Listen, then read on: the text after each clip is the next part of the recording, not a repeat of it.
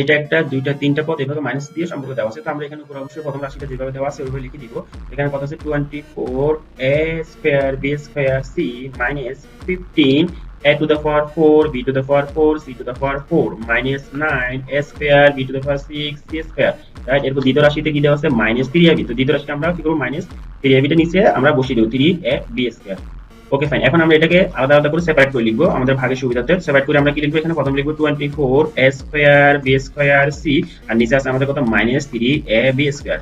এরপর আমরা মাইনাস দিয়ে দ্বিতীয় পদটা লিখবো। এখানে দ্বিতীয় পদে কত আছে 15 a two the power 4 b to the power 4 c two the পাওয়ার 4, আর নিচে আছে আমাদের কত 3ab স্কয়ার। এরপর আবার আমরা মাইনাস দিয়ে কত লিখবো, এটা লিখবো। এখানে কত আছে, এটা উপর আছে আমাদের 9 a square b to the power 6 c square, আর নিচে আছে কত, নিচে আছে আমাদের যেটা আছে সেটা হচ্ছে কত মাইনাস 3ab। এখানে কিন্তু মাইনাস বসে যাবে। তো দেখো আমরা এখন কি করবো, 24 কে যদি আমরা 3 দ্বারা ডিভাইড করি এখানে কত হবে আমরা জানি, 3 8 8 24, মানে এখানে আমরা কত পাবো, আমরা এখানে পাবো আসলে 8। যদি এখানে মাইনাস আছে তার মানে এখানে আমরা লিখবো মাইনাস 8। এরপর এখানে এর উপর পাওয়ার 2, এখানে আছে এর উপর পাওয়ার 1, তো 2 থেকে 1 চলে গেলে আর কত থাকবে, 2 থেকে 1 চলে গেলে 8 হয়ে যাবে আসলে 1, তার মানে এর উপর পাওয়ার আমরা কত পাবো, 1 পাবো। তাহলে আমরা এখানে লেখা শুরু করে দিই যে এখানে মাইনাস 8 পাইছি, এরপর এর উপর পাওয়ার পাইছি 1, এরপর এখানে কি আছে b এর উপর পাওয়ার আছে 2, এখানে b এর উপর পাওয়ার 2, যেহেতু মিল আছে এই দুটো ডিভাইড করলে এটা চলে যাবে।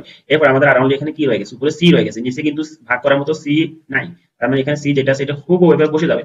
এরপর দেখো আমরা এখানে কি করব, যেহেতু এই যে এখানে মাইনাস আর এখানে মাইনাস, এই দুটো মাইনাস মিলে আসলে দুটো কি হয়ে যাবে, প্লাস হয়ে যাবে। তারপর দেখো এখানে 15 কে যদি আমরা 3 দ্বারা ডিভাইড করি আমরা জানি কত, 3 5 15, তার মানে আমরা এখানে লিখবো প্লাস দিয়ে 5। এরপর দেখো এর উপর পাওয়ার কত, এখানে 4, আর এখানে এর উপর পাওয়ার কত 1, তার মানে এটা হয়ে যাবে কত, 4 থেকে 1 গেলে 3, তার মানে আমরা পাবো কত a কিউব। এরপর দেখো এখানে কি আছে, b এর উপর পাওয়ার আছে 4, এখানে b এর উপর পাওয়ার আছে কত 2, তার মানে কি, তার মানে 4 থেকে 2 গেলে কত হবে 2, তার মানে আমরা পাবো b স্কয়ার বা b এর উপর পাওয়ার পাবো 2। এখানে c টু দ্য পাওয়ার 4 আছে, এখানে কিন্তু নিচে কোথাও c নাই, রাইট। তার মানে এখানে c টু দ্য পাওয়ার 4 যেটা আছে এটা হুবহু এখানে বসে বসে যাবে। এরপর আমরা প্লাস, এখানে দেখো এখানে আছে মাইনাস, এটা আছে মাইনাস, তো মাইনাস মাইনাস এটা কি হয়ে যাবে, দুটো মিলে হয়ে যাবে প্লাস। প্লাস হওয়ার পর দেখো এখানে আমরা কি পাবো, 9 কে যদি আমরা 3 দ্বারা ডিভাইড করি তাহলে এখানে পাবো আমরা 3, আর এখানে আছে এর উপর পাওয়ার 2, এখানে আছে এর উপর পাওয়ার 1, তার মানে আমরা পাচ্ছি কত 3 এ, দুইটা থেকে একটা চলে গেলে একটা ভাগ করলে আমরা কত পাবো, এখানে একটা পাবো, রাইট।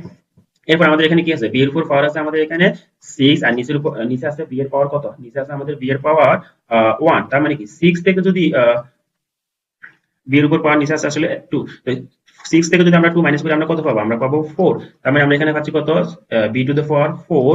এরপর এখানে দেখো সি এর উপর স্কয়ার আছে কিন্তু নিচে কোথাও সি নাই, তার মানে আমরা এখানে সি স্কয়ার টা বসিয়ে দিব, আর এটা হচ্ছে কি আমাদের কাঙ্ক্ষিত ভাগফল বা আনসার।